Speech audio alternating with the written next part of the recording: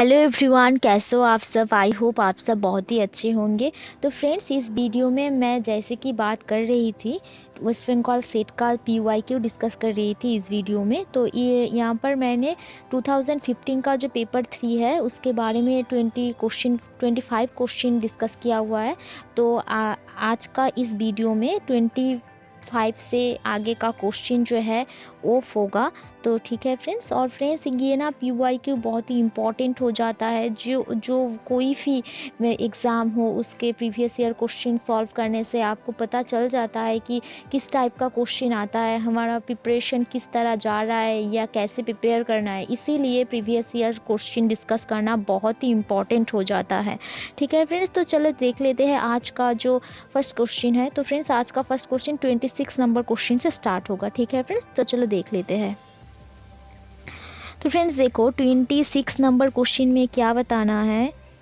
जो architectural remains है of Vijayanagar का वो कहाँ पर देखा जाता था। तो चलो ऑप्शन देख ले, देवगिरी, मदुरा, हम्पी और वारंगल। तो फ्रेंड्स, विजयनगर का जो आर्किटेक्चरल रिमेन्स है वो देखा जाता था हम्पी में। ठीक है फ्रेंड्स, तो सी इज़ द करेक्ट आंसर हो जाएगा। क्लियर है। और फ्रेंड्स, ये विजयनगर एम्पायर कब एग्जिस्टेंस में आया था, वो आया था 1336 पे। ठीक है friends, during the time Delhi में राज कर रहा था तुगलक वंश का मोहम्मद बिन तुगलक। ठीक है फ्रेंड्स, उसके टाइम पे ही विजयनगर उभर के आया था। क्लियर है। चलते हैं अगले क्वेश्चन पे। तो फ्रेंड्स देखो, 27 क्वेश्चन में क्या बताना है। Who am the following was not the translator of Babar's memoirs. तो किसने बाबर का मेमोर्स जो ट्रांसलेट नहीं किया है। चलो ऑप्शन देख लेते हैं। अब्दुल रहीम खान खाना, लैडेन एंड इरस्काइन, एंटीनी सुसादिन बेवरिज या फिर AS बेवरिज एंड अबुल फजल। तो फ्रेंड्स, इसका करेक्ट आंसर हो जाएगा अबुल फजल, जिन्होंने बाबर का जो मेमोर्स है, बाबर का जो आत्मजीवनी है वो ट्रांसलेट नहीं किया था। और अब्दुल रहीम खान या लेडेन और जो AS बेवरिज है, ये तीनों ने किया था। ठीक है फ्रेंड्स, और इसने अबुल फजल ने नहीं किया था। क्लियर है। चलता है 28 नंबर क्वेश्चन में। तो फ्रेंड्स देखो, 28 नंबर क्वेश्चन में क्या बताना है। कौन सा स्टेटमेंट है जो ट्रू नॉट करेक्ट है। ठीक है फ्रेंड्स, नॉट को ध्यान में रख के ये क्वेश्चन सॉल्व करना।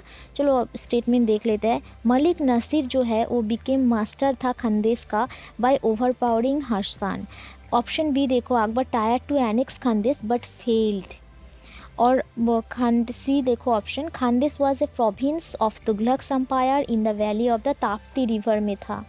और आदिल खां जो था वो डाइड हुआ था 1520 में। तो फ्रेंड्स देखो, इसका जो करेक्ट आंसर हो जाएगा वो होगा ऑप्शन बी। ठीक है फ्रेंड्स, क्योंकि अकबर खानदेश को टायर्ड किया था एनेक्स करने के लिए, बट फेल नहीं हुआ था, इसको दखल कर लिया था, एनेक्स कर लिया था। ठीक है फ्रेंड्स, तो इसका जो करेक्ट आंसर हो जाएगा वो होगा ऑप्शन बी।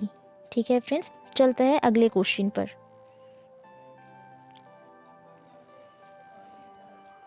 तो फ्रेंड्स देखो, 29 क्वेश्चन में क्या बताना है। इनमें से कौन सा स्टेटमेंट है इस क्वेश्चन में ही बताना है नॉट ट्रू के बारे में। ठीक है फ्रेंड्स, कौन सा स्टेटमेंट नॉट ट्रू है वे बताना है। चलो ऑप्शन देख लेते हैं। जो जामी मस्जिद है उसको डिस्क्राइब किया गया है रोमांस इन स्टोन। किसने ये बताया है। फार्गुसन ने जामा मस्जिद को डिस्क्राइब किया है as a romance in stone. ठीक है friends, option B, the palace of जो 40 पिलर्स था वो आगरा में था।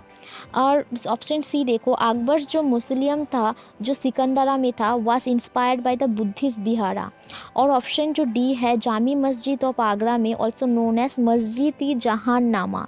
तो फ्रेंड्स देखो, इसका जो करेक्ट आंसर हो जाएगा वो होगा ऑप्शन बी। ठीक है फ्रेंड्स, जो पैलेस है 40 पिलर्स का, जिसको 40 सतून भी कहा जाता है, तो वो आगरा में नहीं है, वो कहाँ पर है, इलाहाबाद में है। ठीक है फ्रेंड्स, इसीलिए इस क्वेश्चन का आंसर ये गलत हो जाता है। ठीक है फ्रेंड्स, ये आगरा में नहीं है, ये इलाहाबाद में है, ये भी याद रखना। और फ्रेंड्स साथ साथ ये ऑप्शन भी याद रख लेना, स्टेटमेंट भी याद रख लेना, किसने जामा मस्जिद को डिस्क्राइब किया है रोमांस इन स्टोन, किसने किसका किया, फर्गुसन ने। तो ये भी याद रख लेना। और साथ साथ ये सी स्टेटमेंट भी बहुत ही इम्पॉर्टेंट है। जो अकबर का मुस्लिम है वो है सिकंदरा में, और वो किसके द्वारा इंस्पायर हुआ था, बुद्धिस्ट बिहार के द्वारा। ठीक है फ्रेंड्स, तो ये भी साथ साथ ये स्टेटमेंट भी याद रख लेना। ठीक है, क्लियर है। चलता है 30 क्वेश्चन में। तो फ्रेंड्स देखो ये 30 क्वेश्चन में क्या बताना है। तो फ्रेंड्स देखो 30 क्वेश्चन में बताना है जो who has put forwarded the झुंटा थ्योरी, ये किसने दिया था। ठीक है फ्रेंड्स, तो ये रिलेटेड है नूरजहान से, जो वाइफ है जहांगीर की, जिससे जहांगीर नूरजहान से शादी की थी 1611 में। ठीक है फ्रेंड्स, और ये जो झुंटा थ्योरी ये दी किसने, ऑप्शन देख लेता है, बेनी प्रसाद, जदुनाथ सरकार, रियाजुल इस्लाम एंड नूरुल हसन। तो फ्रेंड्स इसका करेक्ट आंसर हो जाएगा ऑप्शन ए, बेनी प्रसाद ने ये झुंटा थ्योरी दी थी। ठीक है फ्रेंड्स, तो चलो फ्रेंड्स 31 क्वेश्चन को देख लेते हैं। 31 क्वेश्चन में बताना है who among the following was the next governor था अवध का after the suicide of Saadat Khan. सदत Khan ने जब सुसाइड कर लिया था तो नेक्स्ट गवर्नर अवध का कौन बना था। चलो ऑप्शन देख लेते हैं, सफदरजंग, सुजाउद्दौला, अहीम अली खान और नान ऑफ द अबव। तो फ्रेंड्स इसका जो करेक्ट आंसर हो जाएगा वो होगा option A, Safdarjung. After the death of Saadat Khan Safdarjung जो नेक्स्ट गवर्नर बना था अवध का। ठीक है फ्रेंड्स, तो साथ साथ फ्रेंड्स अवध के बारे में कुछ फैक्ट्स और भी जान लो। जो सदत खान को अवध का गवर्नर नियुक्त किया था वो किया था जो मुग़ल एम्परर मोहम्मद शाह है, जिसको रंगीला भी कहा जाता है वो। ठीक है फ्रेंड्स, और 1722 में अवध सदत खान के नेतृत्व में एक ऑटोनोमस स्टेट की तरह उभर के आया था। तो साथ साथ ये भी याद रख लेना कि अवध कब एक ऑटोनोमस स्टेट के दर्जा प्राप्त हुए थे अवध को, तो 1722 में, और किसके द्वारा, वो सदत खान के द्वारा। ठीक है फ्रेंड्स, एंड ये इसका तो आंसर हो जाएगा, सदत खान के बाद सफदरजंग गवर्नर हुआ था। और फ्रेंड्स साथ साथ ना ये क्रोनोलॉजी भी याद रख लेना, मैं इस क्रोनोलॉजी को आपको बता देती हूँ, तो ये क्रोनोलॉजी भी आप अच्छे से ध्यान में रख लेना। ठीक है फ्रेंड्स, तो चलो देख लेते हैं, इसका क्रोनोलॉजी भी थोड़ा देख लेते हैं। तो फ्रेंड्स देखो जो अवध का फर्स्ट गवर्नर था वो था सदात खान। ठीक है फ्रेंड्स, सदात खान। उसके बाद जो हुआ था वो था सफदरजंग।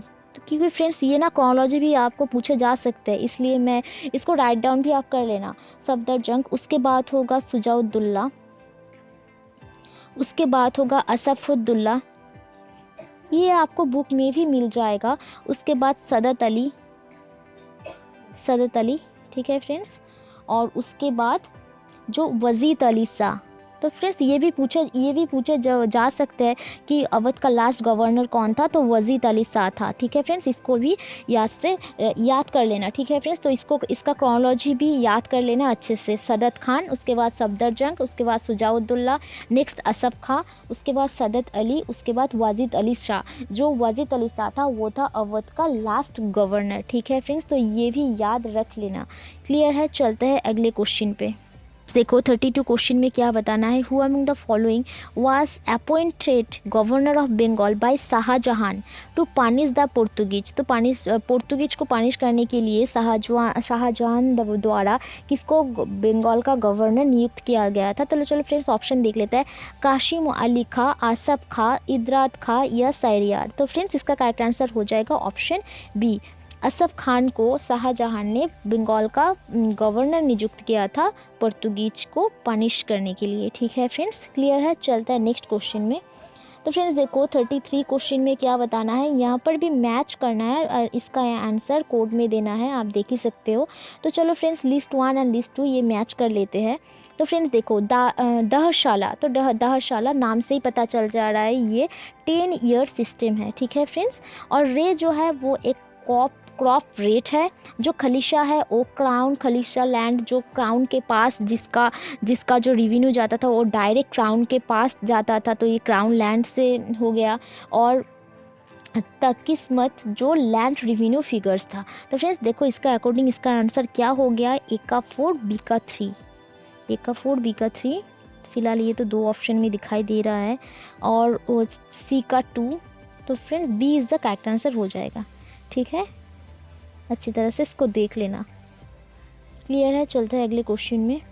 34 क्वेश्चन में बताना है व्हेन डच स्टैब्लिश किया था फैक्ट्री एट सूरत में। तो फ्रेंड्स देखो इसका जो करेक्ट ऑप्शन देख लेते हैं। ऑप्शन ए में 1625, ऑप्शन बी 1660, 1639 या 1653। ठीक है फ्रेंड्स, तो फ्रेंड्स देखो इसका करेक्ट आंसर हो जाएगा ऑप्शन बी 1660 में डच सूरत में फैक्ट्री इस्टेब्लिश किया था। ठीक है फ्रेंड्स, और फ्रेंड्स साथ साथ ये भी जान लो जो डच ईस्ट इंडिया कंपनी था, जो डच ईस्ट इंडिया कंपनी वो फॉर्म हुआ था 1602 में। ठीक है फ्रेंड्स, 1602 में हुआ था, और डच का जो पहला फैक्ट्री था वो था मसूलीपट्टनम। तो ये भी याद रख लेना, मसूलीपट्टनम में था। और कब इस्टेब्लिश हुआ था यहाँ पर 1605 में। क्लियर है फ्रेंड्स, तो साथ साथ ये 3 फैक्ट याद रख लेना, डच ईस्ट इंडिया कंपनी कब फॉर्म हुआ था एंड फर्स्ट फैक्ट्री कहाँ था, और ये क्वेश्चन हो गया सूरत में कब इस्टेब्लिश किया गया था। क्लियर है फ्रेंड्स, चलता है नेक्स्ट क्वेश्चन में। तो फ्रेंड्स देखो 35 क्वेश्चन में क्या बताना है, which of one of this was the largest city of north India during the Mughal period में सबसे बड़ा सिटी कौन सा था। चलो ऑप्शन देख लेते हैं, दिल्ली, आगरा, लाहौर एंड लखनऊ। तो फ्रेंड्स देखो इसका करेक्ट आंसर हो जाएगा ऑप्शन बी, आगरा था सबसे बड़ा सिटी मुगल पीरियड में। क्लियर है, चलते हैं 36 क्वेश्चन में। तो फ्रेंड्स देखो 36 क्वेश्चन को यहाँ पर बताना है, रिप्रेजेंट द करेक्ट क्रोनोलॉजी बताना है सिख गुरु का। ठीक है फ्रेंड्स, तो फ्रेंड्स इस क्वेश्चन चलो डिस्कस कर लेते हैं क्रोनोलॉजी के बारे में, उसके बाद ये क्वेश्चन को सॉल्व करते हैं क्योंकि ये भी आने का चांसेस है। ठीक है फ्रेंड्स, तो चलो इसका क्रोनोलॉजी देख लेते हैं, फर्स्ट गुरु कौन सा थे उसके बाद का, चलो स्टेप बाय स्टेप देख लेते हैं। फ्रेंड्स आप सभी जानते हो जो फर्स्ट गुरु था वो नानक जी था, उसके बाद हो गया गुरु अंगद। तो फ्रेंड्स ये भी आपको बुक में मिल जाएगा, अंगद। उसके बाद हो गया गुरु अमरदास, उसके बाद हो गया रामदास, उसके बाद गुरु अर्जुन देव, क्योंकि ये क्रोनोलॉजी भी आ सकता है। ठीक है फ्रेंड्स, तो इसको भी ध्यान से देख लेना। उसके बाद हो गया गुरु हरगोबिंद। ठीक है फ्रेंड्स, तो उसके बाद गुरु हरराय, उसके बाद गुरु हरकिशन। ठीक है फ्रेंड्स, उसके बाद हो गया गुरु तेग बहादुर, उसके बाद हो गया दसम गुरु जो था वो गोविंद सिंह। ठीक है फ्रेंड्स, तो देखो फ्रेंड्स, तो ये हो गया पहले से ही देख लो, गुरु अंगद, गुरु अमरदास, रामदास, गुरु अर्जुन, गुरु हरगोबिंद, हरकिशन, हरराय, हरकिशन, गुरु तेग बहादुर एंड गुरु गोविंद सिंह। दसम जो गुरु था वो था गुरु गोविंद सिंह। ठीक है फ्रेंड्स, तो ये आप देख ही लिए हो। तो चलो अब क्वेश्चन में चलते हैं। तो फ्रेंड्स देखो अब आंसर देख लो क्या होगा इसका करेक्ट क्रोनोलॉजिकल ऑर्डर। देखो यहाँ पर गुरु रामदास, उसके बाद गुरु अर्जुन देव, उसके बाद गुरु हरगोबिंद, उसके बाद हरकिशन। तो फ्रेंड्स यहाँ पर हरराय नहीं है इसलिए हरकिशन ही आ जाएगा। ठीक है फ्रेंड्स, तो करेक्ट क्रोनोलॉजी ऑर्डर हो जाएगा रामदास, अर्जुन देव, गुरु हरगोबिंद और गुरु हरकिशन। ठीक है फ्रेंड्स, तो D is the correct answer हो जाएगा। तो फ्रेंड्स इस क्वेश्चन का क्रोनोलॉजी भी बहुत अच्छे से याद कर लेना क्योंकि आने का बहुत ही चांसेस है। ठीक है, चलते हैं 37 क्वेश्चन में। तो फ्रेंड्स देखो इस क्वेश्चन में असर्शन एंड रीज़न वाला क्वेश्चन फिर से आ गया। इस बहुत सारा ये असर्शन रीज़न क्वेश्चन आप देख ही सकते हो, बहुत सारा है। तो फिर चलो फ्रेंड्स देख लेते हैं असर्शन में क्या दिया हुआ है एंड रीज़न में क्या दिया हुआ है। तो असर्शन में देखो द रिलेशन जो है Indo Islamic rulers and the religious leaders है was not essential important aspect नहीं है किसके लिए, इस्लामिक कॉन्क्वेस्ट एंड एक्सपेंशन के लिए। तो फ्रेंड्स देखो ये आप ये स्टेटमेंट फर्स्ट असर्शन पढ़ने के बाद ही आपको ये पता चल जा रहा है ये कि ये एकदम गलत है। ठीक है फ्रेंड्स, और चलो ऑप्शन रीज़न को देख लेते हैं। द इंडो इस्लामिक जो रूलर था वो डिपेंडेंट था किसके ऊपर, the support of Islam religious leaders of the for their legitimacy. तो फ्रेंड्स ये स्टेटमेंट एकदम ही ट्रू है। तो फ्रेंड्स देखो तो ये तो आपका ईजिली आंसर पता चल जा रहा है कि असर्शन ए फॉल्स है एंड आर ट्रू है। ठीक है फ्रेंड्स, चलो ऑप्शन देख लेते हैं। तो फ्रेंड्स देखो D is the correct answer हो जाएगा, ए फॉल्स है एंड आर ट्रू है। ठीक है फ्रेंड्स, क्लियर है, चलते हैं अगले क्वेश्चन में। तो फ्रेंड्स देखो इस क्वेश्चन में क्या बताना, जो हुन है एक कॉइन है, तो इसको भी याद कर लेना। जो हुन है वो वन काइंड ऑफ कॉइन है, तो इस किससे ये बनता है। तो चलो देख लेते हैं, ब्रश, कॉपर, सिल्वर या गोल्ड। तो फ्रेंड्स ये जो हुन है ये कॉइन है गोल्ड कॉइन, वो जो बहमनी राज्य में ये कॉइन प्रचलित था। ठीक है फ्रेंड्स, इसको भी ध्यान से याद कर लेना। चलता है 39 क्वेश्चन में।